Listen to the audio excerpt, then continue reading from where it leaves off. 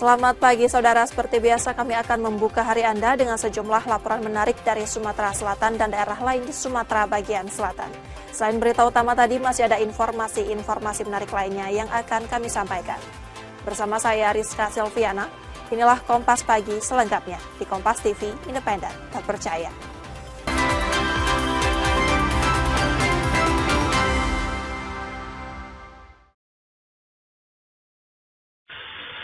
Aksi pencurian sepeda motor di Palembang terekam kamera pengawas pada Sabtu 3 Januari 2025 lalu. Pelaku memanfaatkan hujan yang turun untuk melancarkan aksinya di Jalan Banten 3 Jakabaring dengan sasaran motor milik seorang mahasiswa. Saat kejadian, korban tengah berada di kamar kos lantai 2. Motor diparkir tanpa kunci tambahan sementara pagar kos dalam kondisi terbuka sehingga memudahkan pelaku beraksi. Jam 2 dini hari itu. Jam 2 malam. Motor apa yang ini? Beat 2023. Itu terekam CCTV sempat yang bawa motor terduganya. Iyalah di jalannya, Pak. Oh, Bukan sudah pas dia ngambil di kosan bukan. Oh, terekamnya pas bawa motor. Iya. Ini pakai apa? Pakai motor apa itu? Kayak jas hujan, Pak. Jas hujan warna merah sama abu-abu. Korban baru menyadari motornya hilang ketika turun ke area parkir untuk mengunci kendaraan. Aksi pencurian berlangsung cepat dan luput dari perhatian karena suara tertutup rintik hujan. Sudah diterima laporannya oleh SPKT Polrestabes Palembang terkait adanya laporan curanmor yang terjadi di Jalan Banten di Kos Budi. Korban sedang berada di lantai 2 kamar kosannya, kemudian pada saat ingin kembali untuk mengunci kendaraan dengan kunci ganda, motor sudah tidak ada di parkiran kos. Laporan kejadian telah diterima petugas Polrestabes Palembang dan kini ditangani Satreskrim untuk penyelidikan lebih lanjut. Yudi Kiswanto, Kompas TV, Palembang, Sumatera Selatan.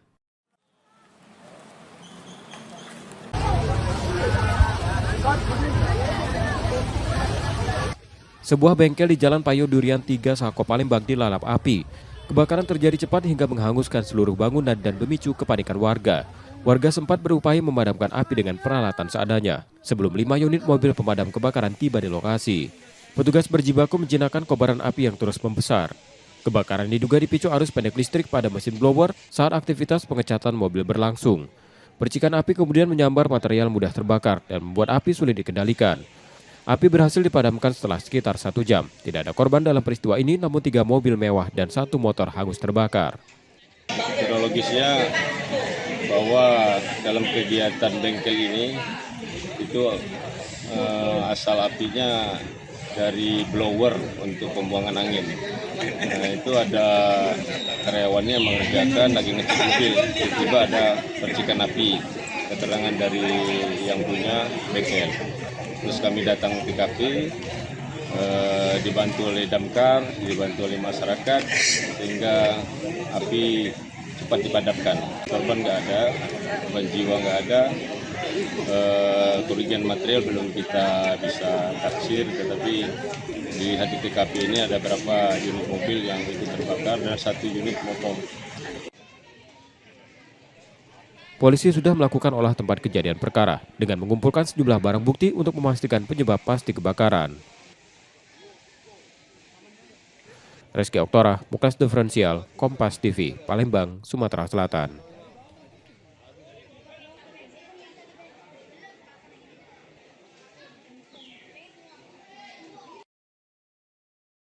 Penanganan dugaan korupsi pengadaan lahan untuk pembangunan kolam retensi di Simpang Bandara SMP 2 Palembang kembali dilanjutkan setelah sempat mandek sejak 2023. Kapolda Sumatera Selatan memastikan proses hukum akan dimaksimalkan dan dijalankan secara transparan. Saat ini perkara tersebut masih berada pada tahap penyelidikan dengan fokus pada pengumpulan keterangan saksi untuk melengkapi alat bukti sebelum masuk ke proses penyidikan. Puluhan saksi termasuk ahli telah dilakukan. Seiring berjalannya proses tersebut, Badan Pengawasan Keuangan dan Pembangunan turut mengeluarkan audit investigasi terkait perhitungan kerugian negara yang tercatat mencapai 39,8 miliar rupiah.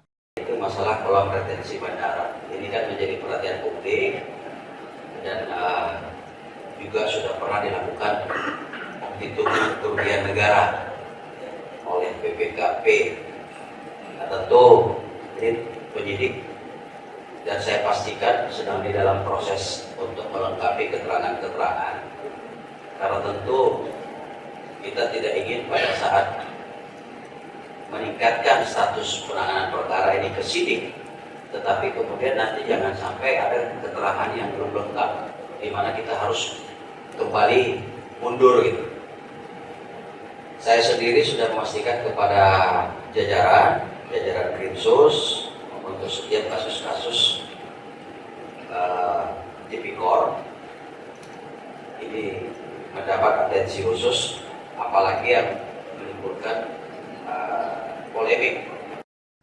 Sebelumnya dugaan markup mencuat pada proyek yang menjadi bagian dari program Dinas PUPR Palembang tersebut, menyusul pembelian lahan rawa pada 2020 dengan harga yang dinilai tidak wajar. Reski Oktora, Muklas Diferensial, Kompas TV, Palembang, Sumatera Selatan.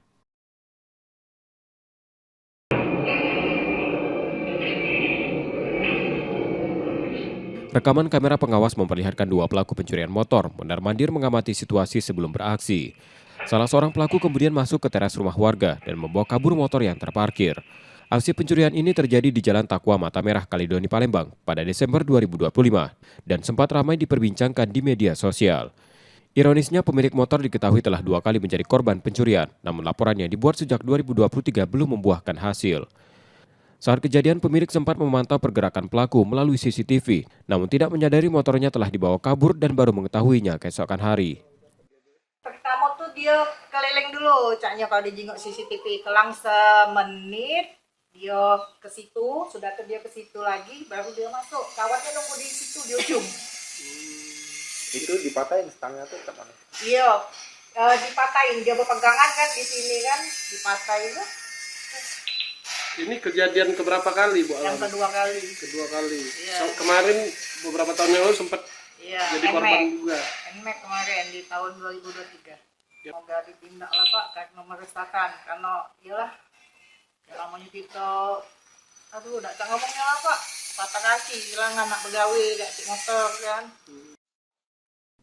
Berbekal rekaman tersebut, korban kembali melaporkan peristiwa pencurian ke Polrestabes Palembang dengan harapan kasusnya segera ditindaklanjuti dan pelaku berhasil ditangkap. Reski Oktora, Muklas Diferensial, Kompas TV, Palembang, Sumatera Selatan.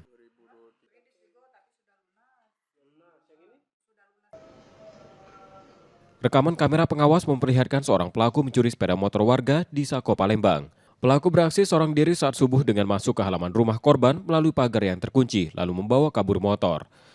Korban pencurian Dona Tritana yang juga ketua RT setempat, baru menyadari kendaraannya hilang setelah berada di dalam rumah. Padahal motor tersebut telah dilengkapi kunci pengaman tambahan. Dari rekaman CCTV, korban menduga pelaku merupakan warga sekitar yang kerap beraktivitas di lingkungan tersebut. Itu kan habis nonton bola, kita tidur malam, sudah itu ya kita tidur biasa, pagar ditutup biasa, nggak masalah kan. Kemudian begitu azan pagi jam 6 kita buka, pintu udah terbuka, motor udah nggak ada. Kemudian ada CCTV, laporan CCTV dari tetangga Ibu Leni di depan, ada fotonya dan CCTV-nya ternyata pas waktu azan kejadiannya yang terjadi. Rekaman kamera pengawas itu kini dijadikan barang bukti untuk dilaporkan ke Polsek Sako Palembang untuk proses penyelidikan lebih lanjut. Reski Oktora, Muklas Diferensial, Kompas TV, Palembang, Sumatera Selatan.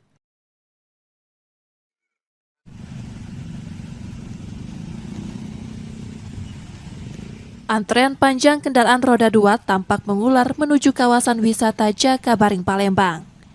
Bertepatan dengan libur tahun baru, salah satu destinasi favorit yang diserbu warga adalah Taman Burung Jakabaring, yang menjadi pilihan wisata keluarga untuk mengisi waktu libur.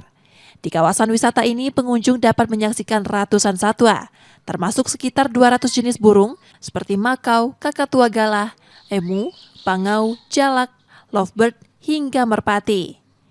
Tak hanya burung, taman wisata ini juga menghadirkan satwa lain seperti ular, iguana, dan kura-kura yang menambah daya tarik edukatif bagi pengunjung. Oh, ini mau memperkenalkan ke anak-anak hewan-hewan yang ada di Indonesia, biar mereka tahu jenis-jenis hewan yang ada di Indonesia itu banyak ragamnya. Ini sama siapa kita? Kita sama sekeluarga, rame-rame ya. Hewan apa Bu yang paling disukai sini? Ini ular sanca. Keunikan Taman Burung Jakabaring terletak pada pengalaman interaksi langsung dengan sejumlah satwa, termasuk wahana menunggang kuda poni bagi anak-anak. Hari libur ini ada berapa pengunjung sudah Mbak? Ratusan sih Kak, alhamdulillah. Jumlahnya naik berapa persen dari hari biasa? Dari hari biasa kayaknya 15%-an. Kalau hari biasa berapa?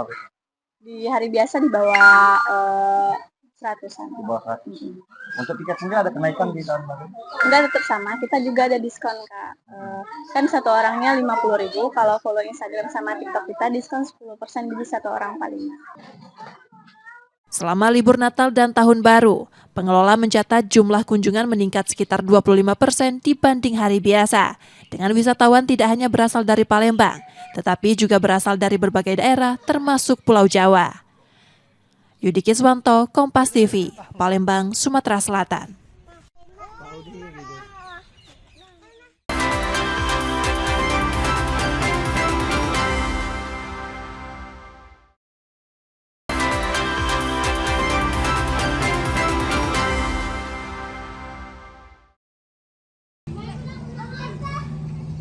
Data sementara BPBD Bengkulu mencatat sedikitnya 60 kepala keluarga di 2 kecamatan Kota Bengkulu terdampak banjir akibat hujan deras yang mengguyur sejak Kamis malam pekan lalu.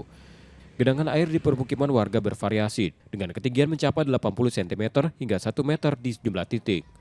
Banjir terparah terjadi di 2 kelurahan di Kecamatan Sungai Serut yang dikenal sebagai kawasan rawan genangan. Air tidak hanya merendam rumah warga, tetapi juga menutup akses jalan lintas sehingga menghambat aktivitas masyarakat. Kondisi banjir mulai terjadi sejak Jumat malam dan bertahan hingga Sabtu siang. Meski hujan mereda, genangan belum surut akibat pasang air laut yang menghambat aliran air keluar. Dan sampai ini jamnya ini sekitar 1 meter kenaikan air dari sore kemarin, dari pagi kemarin. Oke, artinya walaupun sudah hujan berhenti tapi air masih naik sampai ini, Pak. Ini air tetap naik karena air laut pasang dan tidak ada pembuangan. Ini dari tambah lagi air dari gunung yang banyak naik. Akses jalan ini terkenang nih kesalahannya. Soalnya pembangunan jalan ini dulu baru di situ. Tahu-taunya langsung beras-beras kalau bagai itulah terendam galau tuh. Berapa kira-kira ketinggian, Pak? Ya pastinya sekitar lebih kurang sekitar 80 cm, semeter lah. Warga berharap cuaca segera membaik agar banjir tidak kembali meluas dan aktivitas dapat kembali berjalan normal. Bayazir Al-Raihan, Kompas TV, Bengkulu.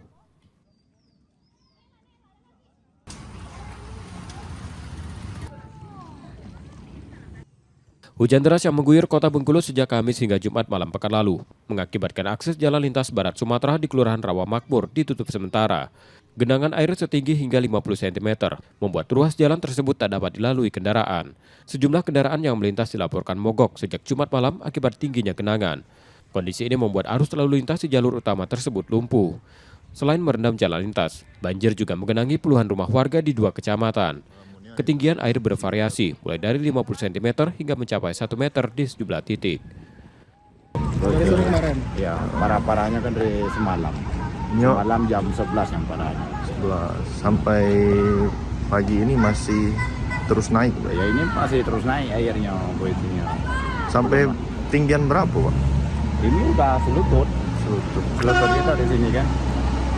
Kalau melihat kondisi kayak gini, Pak, bakal ada kenaikan lagi atau? Informasi kayaknya ya kalau masih hujan di gunung, pasti.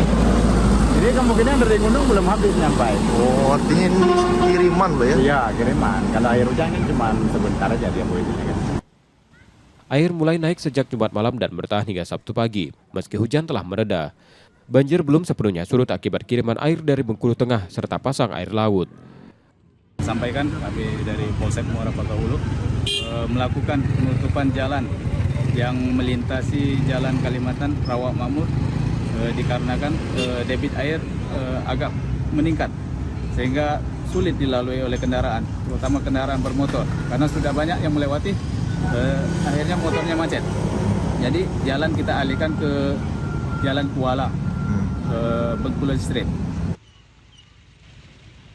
Warga masih waspada karena jika hujan kembali turun, debit air dikhawatirkan meningkat dan kembali merendam permukiman. Bayazir Al-Raihan, Kompas TV, Bengkulu.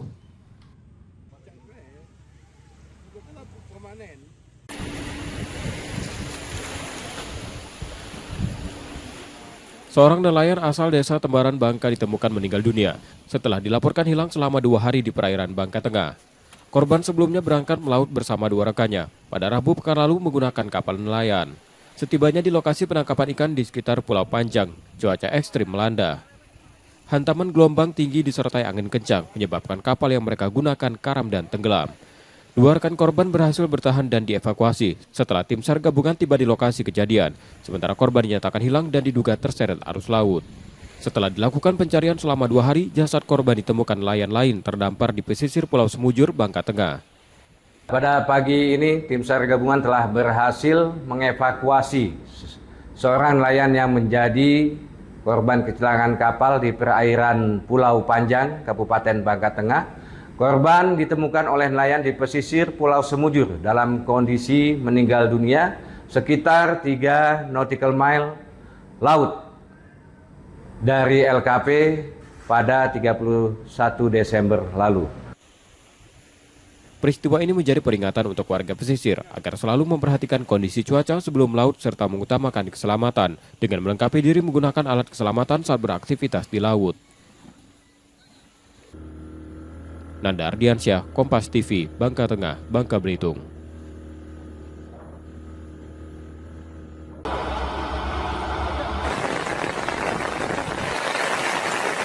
Lubang-lubang bekas tambang pasir timah masih menganga di sejumlah kawasan Bangka Belitung, baik di wilayah hutan maupun lahan terbuka. Banyak di antaranya telah lama ditinggalkan tanpa upaya pemulihan, sehingga lahan menjadi tidak produktif dan berisiko menimbulkan kerusakan lingkungan dalam jangka panjang. Sesuai ketentuan, pemegang izin usaha pertambangan memiliki kewajiban melakukan reklamasi pasca tambang. Tanggung jawab menjaga kelestarian lingkungan juga melekat pada seluruh pihak yang terlibat dalam aktivitas pertambangan. Penindakan tambang ilegal sebenarnya itu kan sudah dilakukan dalam 1 tahun terakhir ya. Terutama kemarin juga kita melaksanakan operasi tertib tambang. Tapi penindakan yang kita lakukan tidak semata-mata hanya penegakan hukum saja, tapi termasuk juga di dalamnya upaya sosialisasi, penyuluhan, termasuk rehabilitasi, reklamasi terhadap lahan-lahan bekas tambang yang sudah ditinggalkan para penambang-penambang. Harapan sebenarnya bagaimana kegiatan tambang di Bangka Belitung ini bisa dilaksanakan sesuai dengan aturan, lalu bisa dimanfaatkan oleh masyarakat, tapi yang paling jelas adalah jangan kemudian lahan itu menjadi tidak produktif, tidak bisa dikembalikan untuk bisa dimanfaatkan masyarakat kembali. Kondisi ini menuntut komitmen pengawasan ketat, serta kerjasama lintas sektor agar reklamasi benar-benar dijalankan, dan kerusakan lingkungan di Bangka Belitung tidak semakin meluas.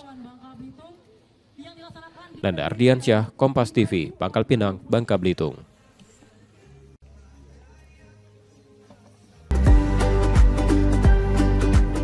Objek wisata sejarah Benteng Marlborough di Kota Bengkulu ramai pengunjung pada awal tahun 2026. Momen libur dimanfaatkan wisatawan dari berbagai daerah untuk berwisata sekaligus mengenal lebih dekat bangunan peninggalan Inggris yang menjadi ikon provinsi ini. Daya tarik benteng berusia ratusan tahun ini terletak pada nilai sejarah dan keaslian bangunannya yang masih terjaga. Pengunjung datang untuk melihat langsung jejak kolonial yang tersisa, sekaligus menambah wawasan tentang perjalanan sejarah Bengkulu. Di dalam kawasan benteng, wisatawan dapat menjumpai berbagai peninggalan bersejarah, mulai dari meriam, ruang tahanan, lorong bawah tanah, hingga barak dan gudang amunisi yang masih dipertahankan bentuk aslinya. Koleksi dan struktur bangunan tersebut memberi pengalaman edukatif yang berpadu dengan suasana wisata. Mengenang sejarah bahwa Provinsi Bengkulu salah satu benteng peninggalan Inggris. Kita kan membuat kita terinspirasi lah melihat sejarah-sejarah yang ada di dalam peninggalan seperti ya macam-macam lah. Benda-benda bersejarah ya Pak. Struktur bangunannya, kemudian juga sejarah terbentuknya benteng dan juga sejarah dari Bengkulu ini sendiri ya. Oh, itu yang menjadi alasan kita datang dari Linggau. Pelayanan dari benteng sendiri ini sudah sangat bagus, lebih bagus dari tahun-tahun sebelumnya karena saya sudah beberapa kali juga ke sini kan. Dan juga tampilannya juga sudah berubah, sudah bagus sekali sekarang. Melalui kunjungan ini, diharapkan pengelolaan dan pelestarian Benteng Marlborough terus ditingkatkan agar tetap menjadi sarana edukasi, sekaligus destinasi wisata unggulan di Bengkulu. Bayazir Al-Raihan, Kompas TV, Bengkulu.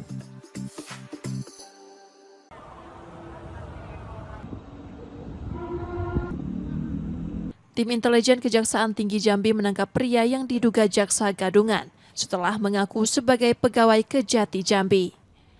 Pelaku ditangkap saat hendak melakukan transaksi rental mobil di sebuah kafe di Kota Jambi. Pria tersebut diketahui bernama Ego Ilham Febreyan, 22 tahun, warga Sarolangun, Jambi.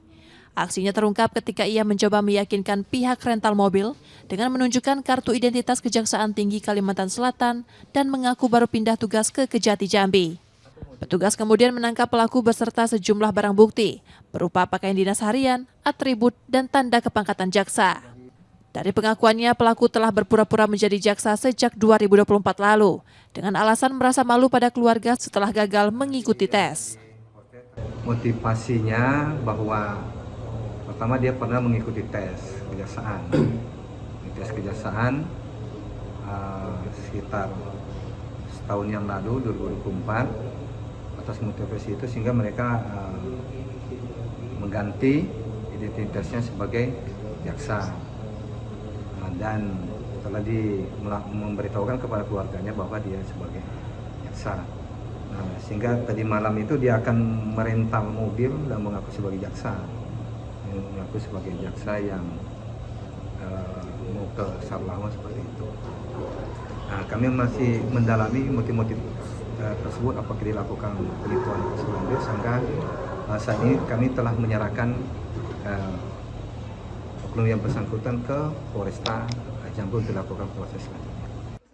Saat ini pelaku telah diserahkan ke polisi untuk menjalani proses hukum lebih lanjut. Ratnasari, Kompas TV, Jambi.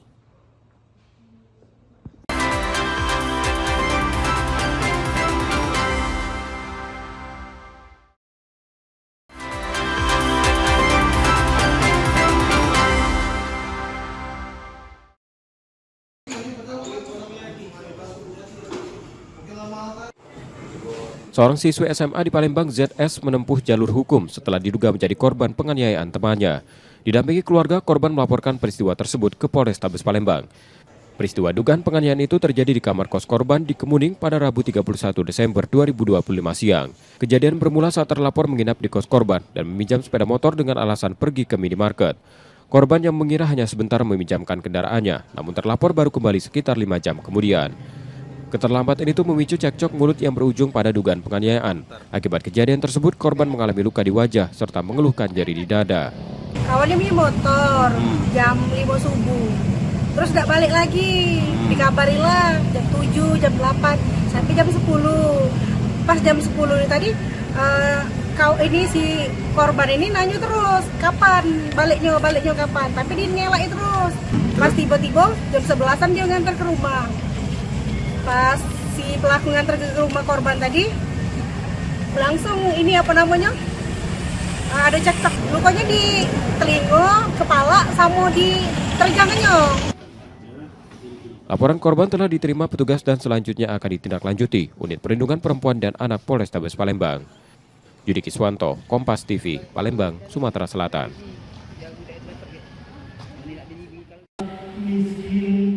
Zikir bersama ini dihadiri Sultan Palembang Darussalam, Sultan Mahmud Badarudin IV, Zuriat Kesultanan Palembang Darussalam, serta Aliansi Penyelamat BKB.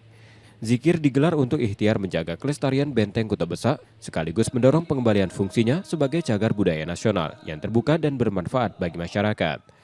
Sultan Palembang Darussalam menegaskan, pelestarian Benteng Kuta Besak bukan sekedar menjaga bangunan fisik, melainkan merawat sejarah dan jati diri Palembang. Ia berharap pada 2026 mendatang, kawasan BKB dapat kembali diakses publik sebagai ruang edukasi sejarah dan budaya. Tahun ini insya Allah bisa diisi oleh masyarakat, bisa dikunjungi oleh masyarakat yang ingin mengetahui sejarah dan budaya yang ada di Palembang, khususnya dalam BKB. Dan juga kita akan berharap supaya kawasan cagar budaya itu dikembalikan seperti awalnya secara fungsional, tidak lagi ada pengembangan dahulu, karena ini kita harus sama-sama mengkoordinasikan bagaimana kawasan cagar budaya ini dipergunakan dengan searif dan bijaksananya. Zikir bersama sebagai pemicu kesadaran kolektif, baik bagi Zuriat Kesultanan maupun masyarakat luas, untuk turut mengawal masa depan BKB. Jadi kami tidak mau Benteng Kuta Besak menjadi Cinde Jilid 2. Maka dari itu kami melaksanakan zikir lebih tepatnya untuk menyemangatkan dan juga menyampaikan sejarah budaya. Kota Besar itu walaupun sangat kokoh, tetap itu bangunan tua yang harus kita jaga sebagaimana undang-undang cagar budaya. Zikir Rotib Saman kali ini tidak hanya dimaknai sebagai ritual keagamaan, tetapi juga gerakan moral. Tersirat pesan kuat meski zaman terus berubah, benteng Kota Besar yang telah berdiri hampir 3 abad harus tetap lestari secara fisik maupun makna agar dapat terus dinikmati generasi mendatang. Muhammad Reza Pahlevi, Kompas TV, Palembang, Sumatera Selatan.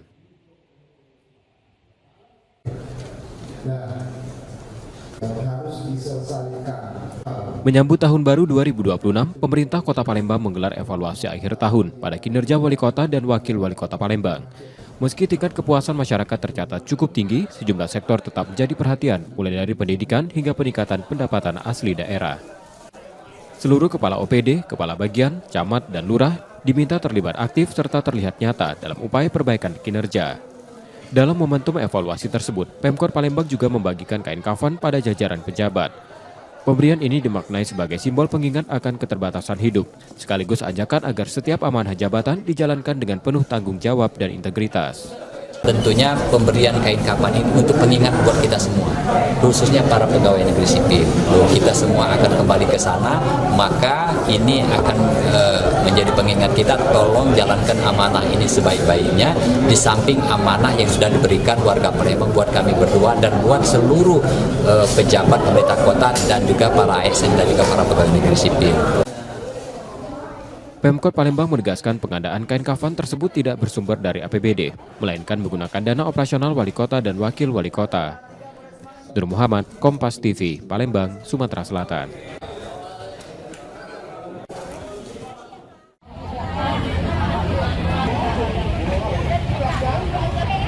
Warga masih memadati kantor pos di Jalan Merdeka Palembang sejak pagi untuk mencairkan BLT Kesejahteraan Sosial pada hari terakhir Rabu 31 Desember 2025. Pencairan ini ditujukan bagi penerima gelombang 3 dan 4 sejak 16 hingga 31 Desember 2025 dengan total alokasi sebanyak 79.000 penerima manfaat. Hingga di batas akhir pencairan, tercatat sekitar 25.000 penerima di 5 kabupaten dan kota belum mengambil bantuan. Khusus di Kota Palembang, dari alokasi 29.000 penerima gelombang 3 dan 4, baru sekitar 19.000 yang telah menerima bantuan, termasuk ratusan penerima gelombang 4 yang mendapatkan layanan antar langsung ke rumah. Nah, untuk KCU Palembang di batch 3, batch 4 ini kami mendapatkan alokasi di 29.000 dan sudah tersalur sampai dengan kemarin di 19.000, jadi masih sisa kurang lebih 9.000 penerima.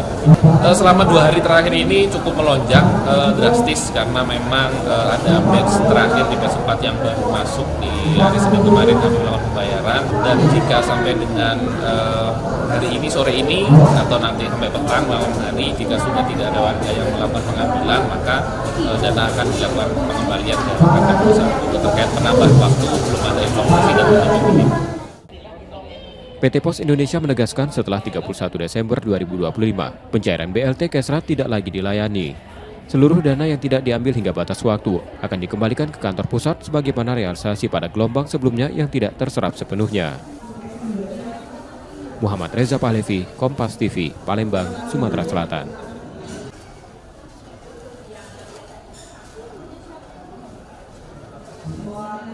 Kami persilakan yang ingin bertanya untuk satu sesi, ada 3 pertanyaan.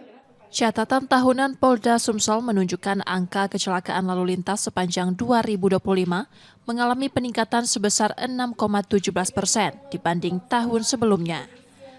Total kecelakaan tercatat 2.736 kasus, naik 159 kasus dari 2024 sebanyak 2.577 kejadian. Dari jumlah tersebut, korban meninggal dunia mencapai 671 orang, sementara korban luka berat 696 orang. Mayoritas kecelakaan diduga dipicu kelalaian pengendara. Di sisi lain, pelanggaran lalu lintas justru menurun signifikan seiring optimalisasi penindakan melalui sistem tilang elektronik atau ETLE. Sepanjang 2025, tercatat 43.935 pelanggaran, turun jauh dibanding tahun sebelumnya mencapai 158.122 pelanggaran. Berbanding terbalik dengan kecelakaan, kasus kriminal umum di Sumatera Selatan tercatat menurun 17,36%. Jumlah perkara turun dari 13.282 kasus menjadi 11.885 kasus. Meski masih terdapat sejumlah kasus menonjol, seperti pencurian dengan kekerasan, vandalisme, dan perusakan fasilitas umum. Bahwa Polri, khususnya Polda Sumatera Selatan, senantiasa berkomitmen untuk menjalankan fungsi konstitusional secara optimal melalui pemeliharaan keamanan dan ketertiban masyarakat, penegakan hukum yang berkeadilan, serta pemberian perlindungan, pengayoman, dan pelayanan dengan menjunjung tinggi prinsip objektivitas, profesionalisme, transparansi, dan akuntabilitas. Kami menyampaikan apresiasi dan ucapan terima kasih atas seluruh masukan, kontrol, koreksi, kritik, saran, dan partisipasi yang telah diberikan kepada Polda Sumatera Selatan.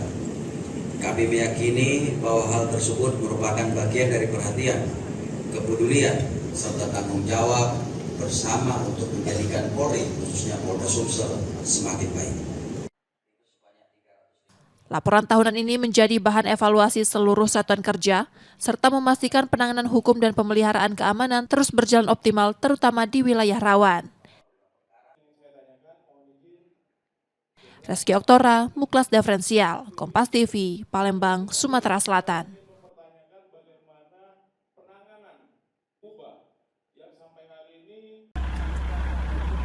Kepedulian Polri pada masyarakat terdampak bencana ditunjukkan dengan dukungan Kapolri untuk penanganan pasca banjir di Kabupaten Pidie. Bantuan alat berat dikerahkan untuk mempercepat pemulihan akses jalan, fasilitas umum, serta rumah warga yang terdampak banjir di Mutiara Timur. Dukungan tersebut berupa 2 alat berat dan mobil angkutan material yang dioperasikan melalui posko tanggap darurat bencana Polres Pidie. Alat-alat ini difokuskan untuk membersihkan lumpur dan endapan tanah yang menutupi badan jalan penghubung antar gampong sehingga menghambat aktivitas masyarakat. Proses pembersihan dilakukan secara terpadu dengan melibatkan personil kepolisian dan warga setempat. Alat berat menangani material berat, sementara pembersihan manual dilakukan di sejumlah titik permukiman dan fasilitas umum untuk mempercepat pemulihan. Upaya ini membuat akses jalan yang sebelumnya sulit dilalui mulai kembali normal dan aktivitas warga berangsur pulih. Langkah tersebut menjadi bagian dari komitmen Polri dalam membantu masyarakat, khususnya saat pemulihan pasca bencana. Tim Liputan, Kompas TV, Pidie, Aceh.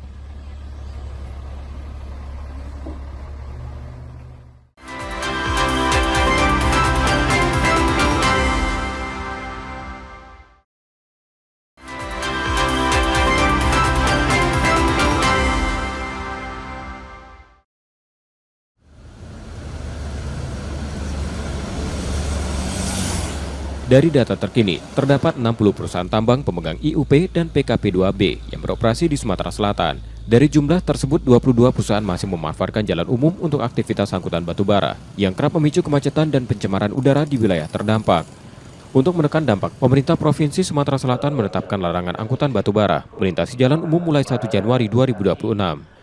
Selama proses pembangunan jalan khusus angkutan oleh investor, perusahaan tambang diminta melakukan penumpukan sementara hasil tambang di area masing-masing. Penggunaan jalan umum oleh angkutan batubara masih ditemukan di sejumlah daerah seperti Lahat, Muara Enim, Pali, Musi Banyuasin, dan Banyuasin, meski pembangunan jalan hauling mandiri belum sepenuhnya rampung. Jadi clear itu. Jadi untuk lahan pagar alam itu sementara menantikan 20 Januari mereka tetap bekerja tambangnya, tapi stock file di tempat dia nggak diangkut. Jadi jalan umum di Sumatera Selatan ini mulai 1 Januari itu tidak dilalui batubara. Baru kita verifikasi kembali 1 Februari yang sedang membangun, yang boleh crossing, yang boleh beberapa spot dia melalui sambil menantikan jalannya selesai, jalan haulingnya. Memastikan kepatuhan, Pemprov Sumsel membentuk tim khusus yang akan melakukan investigasi dan verifikasi lapangan hingga 1 Februari 2026. Hasil verifikasi ini akan menjadi dasar penentuan langkah lanjutan. Muhammad Reza Pahlevi, Kompas TV, Palembang, Sumatera Selatan.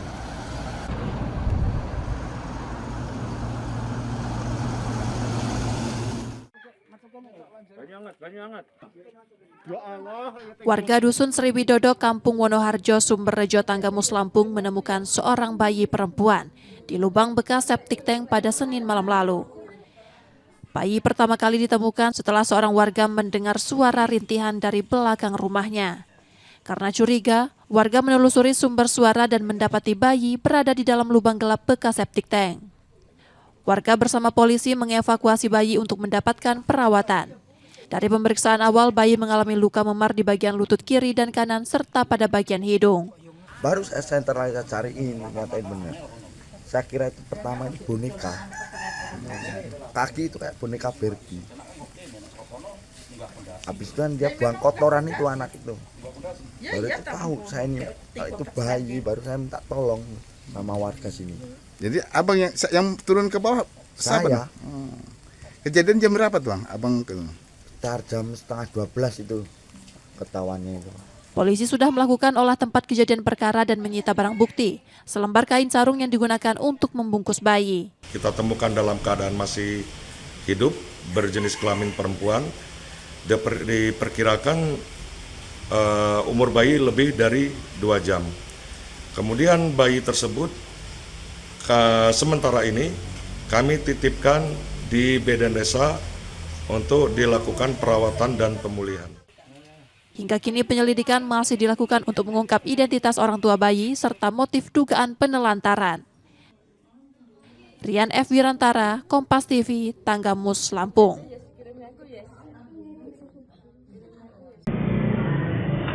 Pencurian motor di Palembang, Sumatera Selatan semakin marak sepanjang 2025.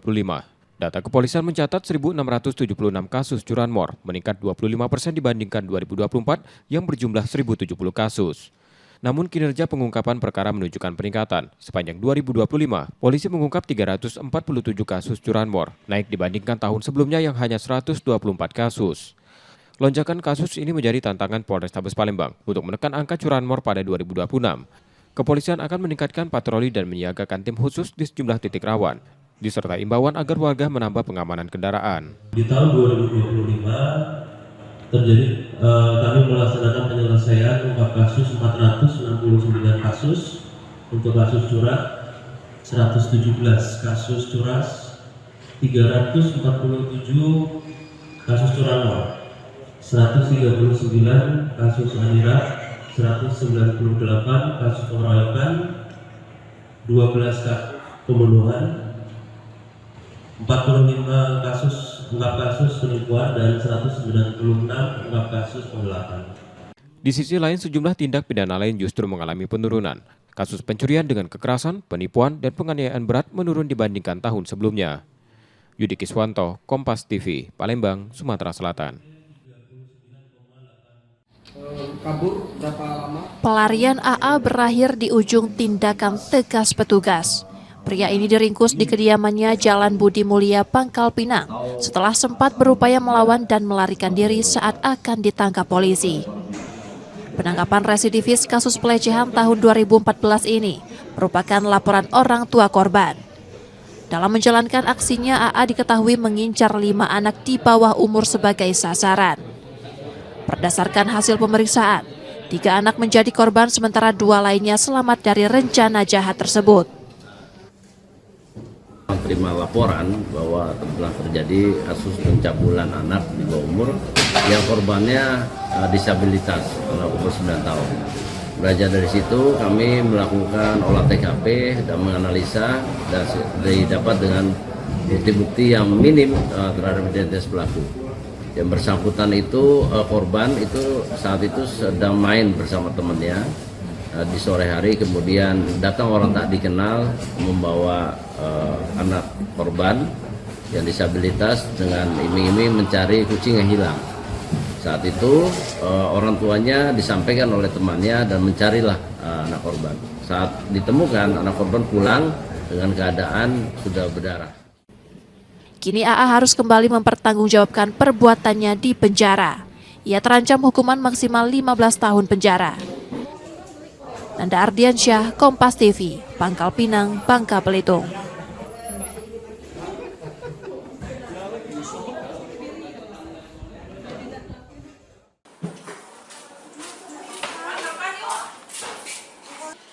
Badan Kepegawaian Daerah Provinsi Bengkulu mencatat jumlah honorer yang akan diangkat menjadi P3K paruh waktu berkurang menjadi 4.369 orang dari sebelumnya 4.387 orang. Pengurangan tersebut terjadi karena sejumlah honorer dinyatakan gagal diangkat. Tercatat 18 orang tidak masuk dalam pengangkatan, dengan rincian 6 orang mengundurkan diri, 11 tidak diusulkan organisasi perangkat daerah, serta 1 terbukti melakukan pelanggaran disiplin berat.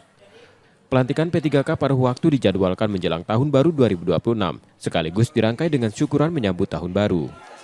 Kenapa hanya tinggal 4.369? Karena ada beberapa yang memang 17 orang ini dinyatakan sudah tidak bisa kita usulkan lagi. Karena ada surat dari OPD yang bersangkutan menyatakan mereka tidak aktif dan sudah mengundurkan diri. Artinya 17 orang ini murni tidak diusulkan oleh OPD-nya. Lalu kemudian ada 1 orang itu yang memang perteknya sudah turun tapi kita batalkan. Setelah dilantik, para P3K pada waktu diminta segera bekerja optimal sesuai dengan penempatan tugas masing-masing. Bayazir Al-Raihan, Kompas TV, Bengkulu. Saudara, makan pempek sambil menikmati suasana Sungai Musi dan Jembatan Ampera, kedai pempek Koyen di kawasan 7 Ulu Palembang menjadi salah satu pilihannya. Pada saat libur Natal dan Tahun Baru, banyak pengunjung yang datang ke sini, baik dari dalam maupun luar daerah. Di sini pun beragam jenis pempek disediakan, mulai dari pempek kulit, pempek telur, pempek kapal selam, dan lainnya yang dibanderol mulai dari harga Rp1.000 per buah. Dan saat ini saya akan berbincang sedikit bersama pengunjung yang ada di kedai pempek Koyen 7 Ulu Palembang. Halo Mbak. Dengan Mbak siapa? Dengan Tania Mbak. Mbak dari mana Mbak? Dari Bekasi. Wah, jauh ya. Ini kan dari Bekasi nih, dari luar kota. Tahu kedai pempek Koyen ini dari mana? Ini kebetulan lagi liburan ke Palembang. Terus kita scroll TikTok kan, cari tempat makan di Palembang, muncul di pempek Koyen ini. Jadi kita main ke sini aja. Untuk rasa maupun harganya sendiri gimana? Kalau untuk rasa enak sih Mbak. Ikannya terasa ya. Terus juga makan di sini sekalian lihat view kota Palembang ya. Jadi yang jadi ikonnya kota Palembang yaitu Ampera. Kalau untuk harganya sih murah, cuman Rp1.000-an. Kalau di Bekasi kan harga pempek kayak gini mungkin di sekitaran 5.000-an ya. 5.000 sampai 10.000 juga bisa yang kecil-kecil. Ini tadi pesan pempek apa aja dan yang jadi favorit ini pempek apa Mbak? Kalau pempek kita biasanya kalau pesen itu kalau kunjungan ke Palembang atau main ke Palembang itu kita minta yang komplit Mbak. Di sini ada pempek kulit, ada telur, terus ada adaan dan juga tahu. Kalau untuk yang favorit itu kita kayaknya yang best itu biasanya yang kulit deh. Baik, terima kasih Mbak. Selamat menikmati kembali pempeknya dan selamat berlibur di kota Palembang. Nah saudara, kedai pempek Koyen ini menjadi salah satu produsen pempek yang ada di Palembang. Pada saat libur Natal dan Tahun Baru, pengelola menyiapkan hingga 200 kg ikan kakep untuk membuat pempek dan untuk memenuhi permintaan konsumen yang meningkat, baik untuk dikirim ke luar kota maupun sebagai oleh-oleh. Reski Oktora, Muklas Diferensial, Kompas TV, Palembang. Informasi tadi saudara menjadi akhir dari Kompas pagi hari ini. Saudara, media adalah pilar yang menjaga keseimbangan informasi. Dengan menonton program berita Kompas pagi, Anda membantu memastikan media terus ada, menyajikan berita yang dapat dipercaya. Kembali kami mengingatkan bagi Anda yang ingin berbagi informasi atau kritik dan saran, dapat mengakses media sosial kami. Akhirnya, saya Rizka Silviana pamit. Tetaplah menyaksikan Kompas TV, independen terpercaya. Terima kasih sudah menonton, selamat beraktivitas, dan sampai jumpa.